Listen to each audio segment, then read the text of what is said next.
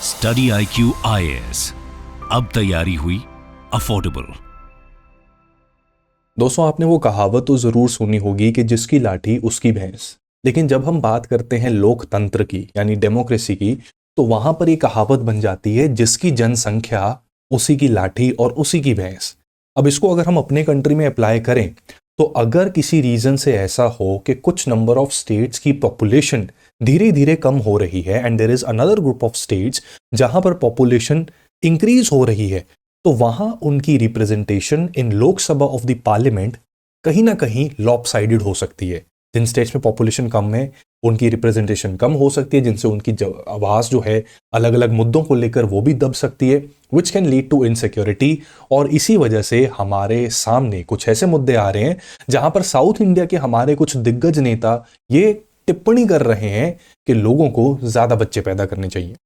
बहुत बहुत स्वागत है दोस्तों आप सभी का स्टडी IQ के यूट्यूब चैनल पर। मेरा नाम है चंदन शर्मा और आज इसी मुद्दे को हम डिस्कस करने जा रहे हैं कि भारत में नॉर्थ और साउथ में पॉपुलेशन डिवाइड क्या है, क्या इसके मायने हैं, यानी कि इसका इम्पैक्ट क्या पड़ सकता है, और क्या हमारे पास कोई आंकड़े हैं भी जो एक्चुअली सजेस्ट करें कि पॉपुलेशन में एक इम्बैलेंस है and how can we deal with this problem in coming times. तो चलिए डिस्कशन को शुरू करते हैं।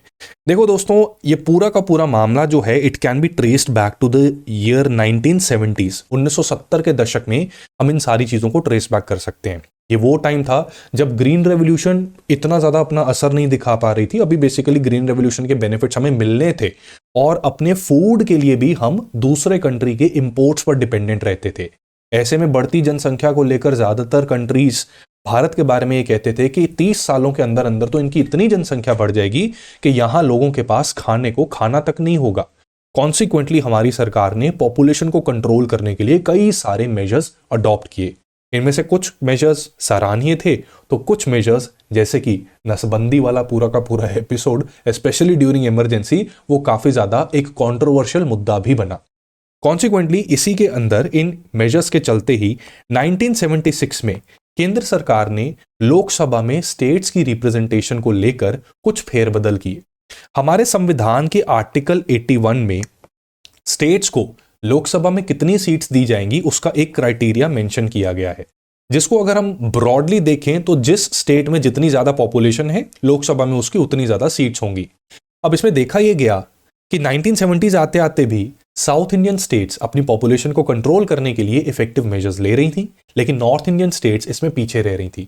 कॉन्सिक्वेंटली साउथ इंडियन स्टेट्स में अगर पॉपुलेशन कम हो रही है और ये अपकमिंग सेंसस में पता लगता है तो उनकी केंद्र में लोकसभा में सीटें कम हो जाएंगी और कोई भी बिल अगर आएगा तो साउथ इंडियन स्टेट्स की आवाज डेफिनेटली नॉर्थ इंडियन स्टेट्स के नीचे दब जाएगी। तो इन इनसिक्योरिटीज को दूर करने के लिए 1976 में सरकार ने ये एक फैसला किया कि जो हमारी एलोकेशन ऑफ सीट्स हैं to each state this will be frozen for next approximately 4 decades. तो 2001 तक ये फ्रीज कर दिया गया और 1971 के सेंसस को यूज किया जाता था टू डिटरमिन कि किस स्टेट को कितनी सीटें दी जाएंगी।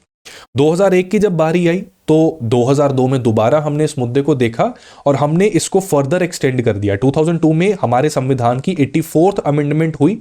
इस 84th अमेंडमेंट में कहा गया कि अभी भी जिस स्टेट की जितनी सीटें हैं लोकसभा के अंदर वो बिल्कुल उतनी ही रहेंगी, कोई उसको छेड़ा नहीं जाएगा टिल 2026। और 2026 के बाद जो पहला सेंसस होगा और उस सेंसस का डाटा आएगा उसके हिसाब से स्टेट्स को रिप्रेजेंटेशन दी जाएगी। तो 2026 के बाद हमारा कौन सा सेंसस होगा 2031 का, उसका डाटा पब्लिक होगा और उसके बेसिस पे स्टेट्स को रिप्रेजेंटेशन मिलनी चाहिए। क्योंकि 2021 का सेंसस का डाटा तो अभी तक पब्लिक हुआ नहीं है, तो 2031 में ये प्रोसेस होगा। अब जाहिर सी बात है कि चाहे हम 70s की बात करें या 2031 की, तो 2031 में भी क्या होगा, 2031 में ये देखने को मिलेगा कि साउथ इंडिया की स्टेट्स की पॉपुलेशन कम हुई है और उनकी सीटें भी कम होंगी। और इसी वजह से चंद्रबाबू नायडू, स्टालिन साहब ऑफ तमिलनाडु ये सब टिप्पणी कर रहे हैं कि ज्यादा बच्चे पैदा करो, राइट। तो इसका अब देखना पड़ेगा कि ये एक्चुअली क्या उनके जो इनसिक्योरिटीज है वो सच हैं भी? क्या कोई आंकड़े हैं जो ये सबूत दे सकें कि साउथ इंडिया की पॉपुलेशन एक्चुअली डिक्लाइन कर रही हैं at the cost of north India's population? तो इसको जरा स्टडी करते हैं। बट उससे पहले मैं बता दूं, अगर आप मेरे साथ कनेक्टेड रहना चाहते हैं और इस तरह के जो इंटरेस्टिंग मुद्दे हम स्टडी IQ के चैनल पर डिस्कस करते हैं उनका PDF एक्सेस करना चाहते हैं, तो do join CS live group on Telegram. And मेरे साथ पर्सनली कनेक्ट करने के लिए you can stay connected with me on Instagram. This is my Instagram handle. यहाँ पर आपको टाइम टू टाइम में MCQ और बहुत interesting content in the form of short reels ये शेयर करता रहता हूँ। और अगर आप UPSC 2026 की तैयारी कर रहे हैं, इट इज़ वेरी इंपॉर्टेंट कि आप अपनी प्रिपरेशन को टाइमली स्टार्ट करें। बाकी पूरी दुनिया देखो फेस्टिवल के माहौल में एकदम मग्न है। यही उचित टाइम है कि जब आपका शत्रु, आपके प्रतिद्वंद्वी ढीले पड़े हुए हैं, आप अपनी प्रिपरेशन को स्टेप अप करें। और इसमें स्टडी IQ का P2I बैच आपकी बहुत मदद कर सकता है, क्योंकि इस बैच में एंड टू एंड प्रिपरेशन करवाई जाती है UPSC IAS एग्जाम की। CS लाइव कोड यूज करने पर आपको ये बैच मैक्सिमम पॉसिबल डिस्काउंट में मिल जाएगा फॉर ओनली ₹27,999। एंड ये बैच जस्ट अभी शुरू ही हुआ है, तो इसमें एक्चुअली हमने पढ़ाई कल से शुरू करनी है।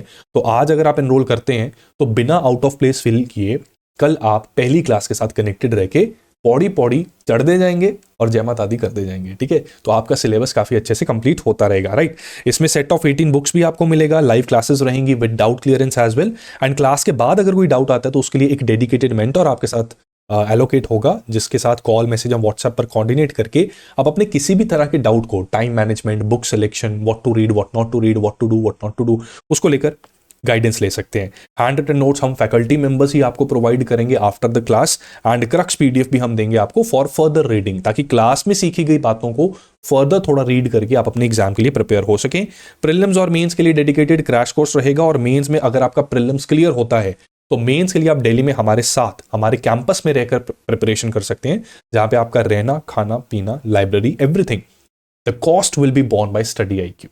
तो बहुत अच्छी प्रिपरेशन यहाँ पे हो जाती है और आपको एक माहौल मिलता है अच्छी गाइडेड तैयारी का। और क्योंकि इसमें एक्सटेंडेड वैलिडिटी है, तो गॉड फॉरबिड अगर किसी रीजन से 2026 में कोई दिक्कत आती है तो ये सारे बेनिफिट्स आपको 2027 में भी मिलेंगे। यानी कि 2027 का भी प्रीलिम्स का क्रैश कोर्स रहेगा, मेंस का प्रोग्राम रहेगा एंड इंटरव्यू की भी गाइडेंस रहेगी।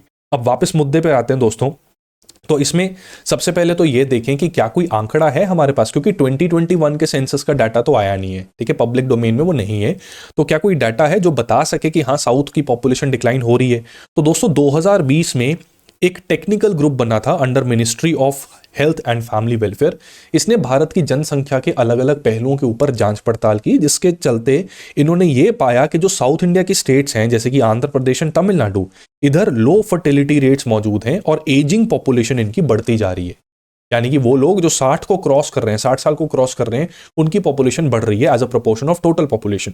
वहीं उत्तर प्रदेश, यहां पर फर्टिलिटी रेट अभी भी ज्यादा है और replacement level of fertility rate 2024 के बाद ही आएगा। आंध्र प्रदेश में ये सेम चीज 2004 में ही ऑब्टेन कर ली गई थी।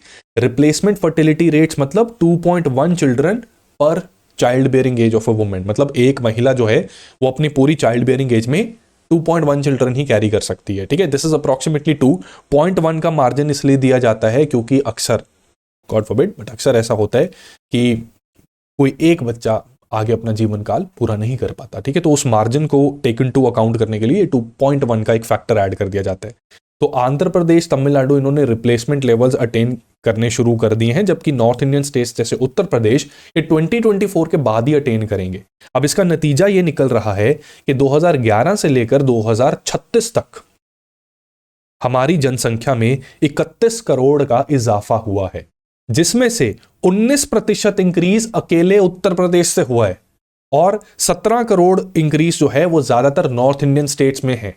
और पूरी पांचों की पांचों हम अपनी साउथ इंडियन स्टेट्स को अगर कंसिडर करें, कर्नाटका, तेलंगाना, आंध्र प्रदेश, केरला एंड तमिलनाडु, इन पांचों को मिलाकर भी टोटल इंक्रीज जो इन्होंने कंट्रीब्यूट किया है to India's overall population growth, it is only 9%। And अकेला उत्तर प्रदेश 19% कर रहा है। तो जाहिर सी बात है स्टेट्स का विचलित होना स्वाभाविक है। राइट, इसी के साथ साथ एक और दिक्कत है। देखो, पॉपुलेशन और ये जो डेमोग्राफी की ट्रांजिशन हो रही है, इसके दो पहलू हैं।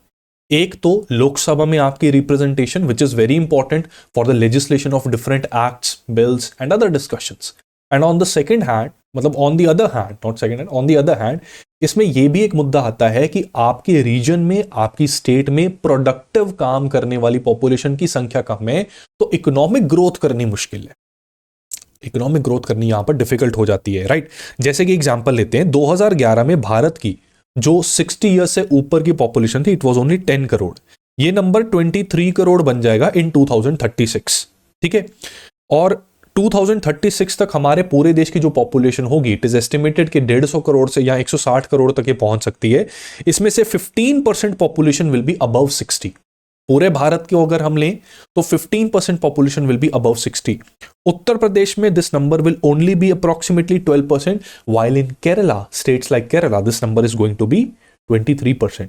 अब ये जो 23% पॉपुलेशन है ये काम नहीं कर पाएगी, और जो यंग पॉपुलेशन है लेस देन 15 ईयर्स, ये भी काम नहीं कर पाएगी। तो कहने का मतलब ये है कि देखो, एक डेमोग्राफिक डिविडेंड कब बनता है, जब हमारी डिपेंडेंसी रेशो 50% से कम हो, ठीक है। डिपेंडेंसी पॉपुलेशन कौन कौन सी होती है, या तो एज आपकी 15 साल से कम है, या फिर एज आपकी 60 साल से ज्यादा है, ये डिपेंडेंट पॉपुलेशन है, राइट। 23% तो यही हो गए। अब मान लीजिए कि 30% 15 साल से कम उम्र के लोग हैं केरला में इन 2036, तो इनका टोटल कितना हो गया 53%। अब ये 53% जनता जो है केरला में, ये पैसे नहीं कमा सकती क्योंकि इकोनॉमिक एक्टिविटीज में they can not engage, right. और सिर्फ 47% जनता है जिन्हें इन अपना भी ध्यान रखना है, इन 53% का भी ध्यान रखना है। तो इस सिचुएशन को कहते हैं कि ये डेमोग्राफिक ट्रांजिशन जो है, ये डिविडेंड नहीं, अब ये उल्टा रिवर्स ट्रेंड शुरू हो गया है, ठीक है। अब ये सोशो इकोनॉमिक इंपैक्ट है, this is the political impact जहां रिप्रेजेंटेशन पर इंपैक्ट पड़ेगा, और ये सोशो इकोनॉमिक इंपैक्ट है जहां एजिंग पॉपुलेशन के कारण एक रीजन की इकोनॉमिक ग्रोथ में भी इंपैक्ट पड़ सकता है। इसमें इंडस्ट्रीज को भी फर्क पड़ेगा, क्यों? क्योंकि वर्किंग पॉपुलेशन कम होने से इनको लेबर नहीं मिलेगी, राइट। लेबर नहीं मिलेगी, लेबर के दाम बढ़ेंगे, तो जो ईज ऑफ डूइंग बिजनेस हम इंडिया में देखते हैं, और वो ज्यादातर इंडस्ट्रीज तो देखो साउथ में ही है, ठीक है, due to various geographical and strategic factors. तो वहां पर भारत का ओवरऑल जो एक ईज ऑफ डूइंग बिजनेस का इंडेक्स है और एक अट्रैक्शन है इंडिया की, वो भी इंपैक्ट पड़ सकता है उस पर, राइट। तो इसका समाधान तो करना बड़ा जरूरी रहेगा। अब इसी के चलते, इन दोनों फैक्टर्स के चलते, जो साउथ इंडियन स्टेट्स के जो लीडर्स हैं वो क्या कह रहे हैं कि बच्चे पैदा करो भाई, और वो कह रहे हैं कि हम ऐसी पॉलिसीज लेके आएंगे जिससे कि हमारी लो पॉपुलेशन जो है ये ग्रो करेगी। तो पॉलिसीज कैसी लेके आएंगे, जैसे जापान में हम देखते हैं, चाइना में देखते हैं, फ्रांस में और कोरिया में। क्या किया इन कंट्रीज ने? इन कंट्रीज ने क्या किया, यहां पर ऐसा देखा गया कि क्योंकि बच्चे पालने की जो कॉस्ट होती है, and that is I think true, right, although we should not think like this, right, we are humans, और ऐसे नहीं सोचना चाहिए कि भी पैसे लगेंगे, ये लगेगा, वो लगेगा, बट बच्चों को उनको रेस करने में, उनकी अपब्रिंगिंग करने में पैसा लगता है, और हर कोई ये चीज अफोर्ड नहीं कर सकता।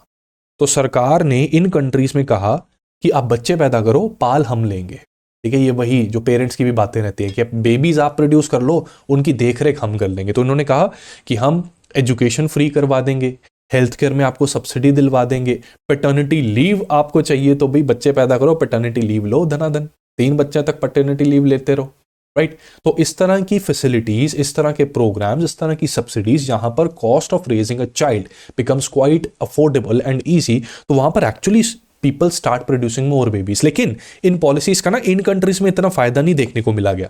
क्यों नहीं मिला इतना फायदा? क्योंकि एक लेवल ऑफ एजुकेशन अगर किसी का हो जाए और एक इकोनॉमिक स्टेटस अगर आ जाए, फिर आप उनको जितना मर्जी झांसा दे दो, बच्चे, मतलब लोग कहते हैं कि हमारे एक बच्चा है, इसी के ऊपर हम ध्यान देंगे, इसी की अच्छी सी अपब्रिंगिंग करेंगे and we are done, right. Initially तो हो सकता है कि कुछ लोग हों कि हाँ जी पैटर्निटी लीव मिलेगी, चलो जी लेट्स प्रोड्यूस 2 बेबीज, लेकिन एक लेवल ऑफ एजुकेशन और एक इकोनॉमिक स्टेटस अगर किसी का हो गया, वो कहेगा कि हमें पैटर्निटी लीव से फर्क ही नहीं पड़ता, cost of raising a child इनके लिए प्रॉब्लम ही नहीं है।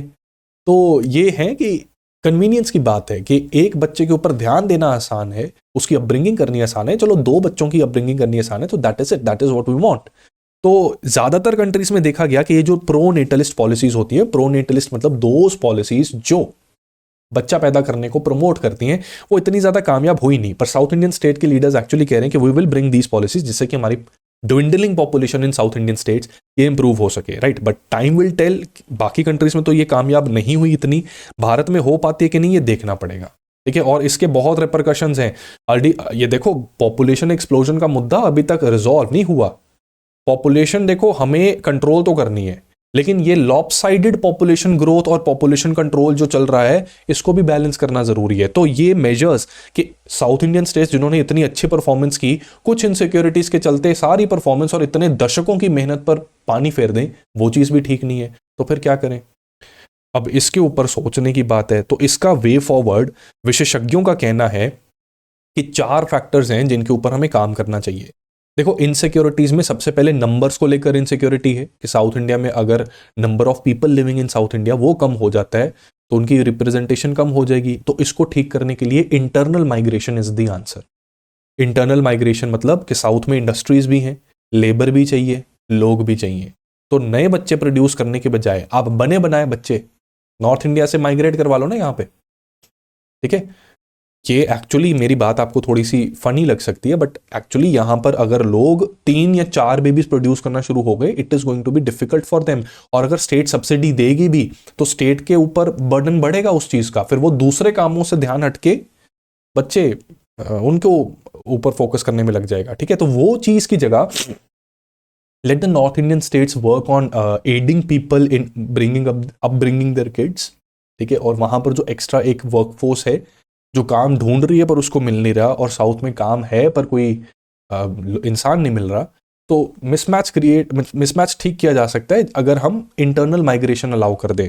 और इंटरनल माइग्रेशन से क्या होगा कि ये जो लेट्स से उत्तर प्रदेश, बिहार वगैरह ये सारे जो लोग हैं, राजस्थान एक्सेट्रा, मध्य प्रदेश, ये तेलंगाना, हैदराबाद, यहाँ पर बसना शुरू हो जाएंगे। तो नंबर इनके आ गए। अब ठीक है, कल्चरल डिफरेंस है, उससे अलग प्रॉब्लम आ सकती है, ठीक है, सोशल इश्यूज उसके अलग क्रिएट हो सकते हैं, बट स्टिल जो एक कंसर्न है कि हमारी आवाज़ ना दब जाए, तो स्टेट्स की रिप्रेजेंटेशन तो ठीक रहेगी कि नहीं रहेगी, पहले तो ये। दूसरा, इसमें वर्किंग एज पॉपुलेशन भी तो कम हो रही थी इनकी, अगर वही नॉर्थ इंडिया से इंटरनल माइग्रेशन करवा दी तो ये वर्किंग एज पॉपुलेशन भी इनके पास आ गई, तो they can work as well, right. तीसरा क्या है कि सिर्फ इंटरनल माइग्रेशन पर के भरोसे मत बैठे रहना, हमें इस पर भी ध्यान देना पड़ेगा कि सिर्फ पॉपुलेशन को नंबर्स में बढ़ाने से सफिशिएंट नहीं है, सिर्फ नंबर्स बढ़ाना सफिशिएंट नहीं है पॉपुलेशन के लिए। अगर पॉपुलेशन बढ़ रही है लेकिन गवार पैदा कर रहे हैं हम, एकदम एक नंबर के गवार पैदा कर रहे हैं जिनके पास ना स्किल है ना अकल है, ठीक है, और ना ही वो कुछ हेल्दीली कंट्रीब्यूट कर सकते हैं, तो that is not demographic dividend, it becomes demographic liability, ठीक है। तो पॉपुलेशन की इकोनॉमिक प्रोडक्टिविटी के ऊपर एनहांस करने के ऊपर भी फोकस करना जरूरी है कि जो पॉपुलेशन है, स्किल का जहां पर गैप है स्किल दो, ठीक है। गवार अगर हैं लोग तो उनको लिटरेसी दी जाए, ठीक है। गवार should not be considered as derogatory term. गवार का मतलब होता है इलिटरेट हैं लोग, कि मतलब पढ़ना लिखना नहीं जानते, उनको तो करो ना, प्लग इन करो गैप, किसका काम है? सरकारों का, ठीक है। अब बच्चों को अपब्रिंगिंग करने में आप पैसा खर्चते रहोगे, उससे अच्छा लोगों को स्किल देने के लिए आप स्किल सेंटर्स खोल दीजिए, प्राइवेट सेक्टर के साथ पार्टनरशिप में आ जाइए, बहुत इसमें क्रिएटिव सॉल्यूशंस निकल सकते हैं। इंडस्ट्री को लोग चाहिए, लोग नहीं मिल रहे, लोगों को नौकरी चाहिए, नौकरी नहीं मिल रही, भाई कमाल है। आप दोनों को एक साथ बिठा दो ना, एक जगह दोनों को बुलाओ, जिसको नौकरी चाहिए और जो जिसके पास नौकरी है और उसको लेबर चाहिए, उनको एक जगह बुलाओ, राइट। अब नौकरी के लिए जो स्किल चाहिए वो लेबर को दे दो, और वो स्किल देने के बाद उसको नौकरी दे दो, सिंपल, राइट। ये सॉल्यूशंस के ऊपर पर काम करना पड़ेगा, उनको एग्जीक्यूट करना पड़ेगा। एंड दूसरी बात, सिर्फ इंटरनल माइग्रेशन पर भी हम फोकस नहीं कर सकते। ये थोड़ी ना करेंगे कि सारे के सारा उत्तर प्रदेश, बिहार पूरा का पूरा हम साउथ में बसा दें, ये भी पॉसिबल नहीं है। And it is not easy for everyone to leave their place and come and relocate to another place. तो ऐसे में हमें एक बैलेंस रीजनल डेवलपमेंट पर भी फोकस करना पड़ेगा कि इंटरनल माइग्रेशन अपना काम करती रहेगी, but at the same time north Indian states में भी हमारे पास इंडस्ट्रीज हैं, अर्बनाइजेशन प्रोसेस ऐसा चल रहा है कि जो हमारी पॉपुलेशन यहां पर है उसके पास भी बेसिक सिविक कम्युनिटीज हैं, सोर्स ऑफ एम्प्लॉयमेंट है, और फर्दर उस एम्प्लॉयमेंट में ग्रो करने के एवेन्यूज भी हैं, राइट। तो ये एक इसका सोल्यूशन बताया जाता है। ये बात जरूर है कि अगर इंटरनल माइग्रेशन होती है तो एक फैक्टर होता है सन्स ऑफ सॉइल। ये सन्स ऑफ सॉइल का फैक्टर सोशल अनरेस्ट जनरेट कर सकता है कि बिहार के लोग जैसे तेलंगाना, हैदराबाद या तमिलनाडु में आकर बसना शुरू हो गए या केरला में आकर बसना शुरू हो गए, they might be contributing to their economy, they might be ensuring कि पॉपुलेशन के नंबर सही रहे, लेकिन फिर भी क्योंकि वो वहां जन्म नहीं लिए तो उनको देखा जाएगा कि ये आउटसाइडर्स हैं, तो उससे एक अलग तरह के सोशल इश्यूज पैदा होते हैं। तो इन सोशल इश्यूज को हम कैसे टैकल कर सकते हैं? आपका इसके बारे में क्या ख्याल है? कमेंट सेक्शन में I would be very happy if you share some interesting solutions regarding that. And जाने से पहले आपके लिए एक छोटा सा क्वेश्चन, साउथ इंडियन स्टेट्स जो 5 स्टेट्स मैंने आपको बताई, राइट, कर्नाटका, केरला, तमिलनाडु, आंध्र प्रदेश, तेलंगाना, ठीक है, जो 5 स्टेट्स हैं, इनमें से मैक्सिमम पॉपुलेशन किस स्टेट की है एज पर 2011 सेंसस? ये आप कमेंट सेक्शन में बताएंगे। And do share some creative solution कि सन्स ऑफ सॉइल फैक्टर जो डिविसिव टेंडेंसी क्रिएट कर सकता है, उसके साथ हम कैसे टैकल करें। आज के लिए इतना ही दोस्तों, उम्मीद करता हूं ये वीडियो आपको अच्छा लगा, it give you some insights. See you soon in the next video, in the next मुद्दा, and till then subscribe the channel, bell icon को जरूर दबाएं ताकि जो भी नोटिफिकेशन है आपको टाइमली मिल जाए। And stay blessed. और जो यूपीएससी की प्रिपरेशन कर रहे हैं, use the code CSLive to enroll in the batches. I will see you soon in the classes. Wish you all the best. Thank you so much. Study IQ IAS, अब तैयारी हुई affordable.